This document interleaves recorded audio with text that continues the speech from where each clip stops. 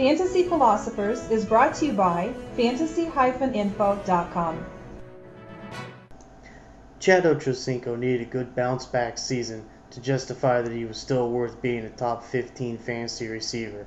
And that is exactly what he did as Carson Palmer was healthy enough to make him a productive option throughout the season. Sure, Chad, I believe he suffered because of Laveranues Coles not being productive as they had hoped.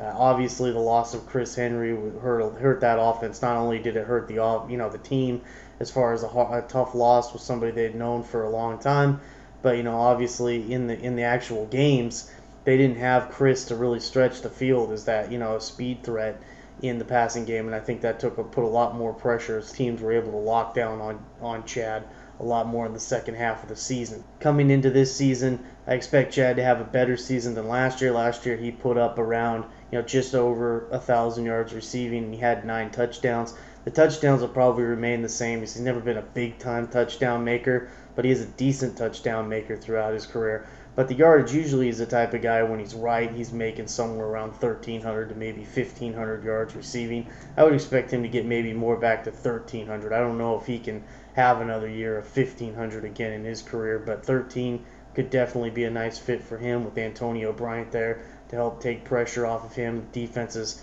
obviously having to respect Cedric Benson in the running game. There are rumors that are still floating around that maybe Carson Palmer's arm isn't healthy or whatever, yada yada, but I think it should be just fine as he did go through the full season. As long as we don't see anything dramatic, or there's more than just rumors, if you will, that we're hearing through the off season and in the summer, then I don't see that there would be a real reason for concern in that regard.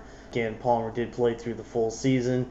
Yeah, maybe they weren't as productive at the end of the year, but really, truthfully, I think a lot of that was just hyped up because they, really, like I said earlier on, they didn't have much of a passing game other than Chad. So let's see them have, some more options there with Bryant again and Jermaine Gresham, the tight end they picked up in the first round. That should help out Carson a lot as far as, just having a good overall talented passing game for him to throw to. For more fantasy football information, go to fantasy-info.com and sign up for our free e-newsletter. Good luck in your 2010 Fantasy Football League.